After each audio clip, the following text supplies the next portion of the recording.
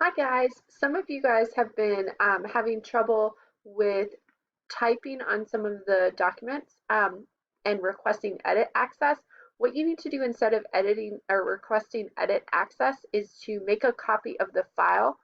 So basically, I have the template here, and then instead of everybody typing into the exact same page for some of the assignments, you will then create a copy so it's just like I put it on the copier and then handed you your own copy. So all you have to do is once you click on the link and it's open to whatever the assignment is, you go to File and then Make a Copy. And then I want you to change the title, take off where it says Copy of. I really need to spell that correctly.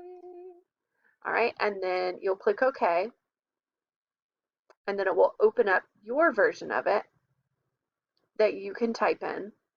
But before you start, I want you to go to Share, and then you're going to type my name. So if you type Carrie Bates, it's easier if you type my first name, and then you'll see my picture, and then you'll send it to me. And then I'll get a notification. So it's kind of like me being able to see what you're working on and see when you're finished so I can take a peek and give you some feedback.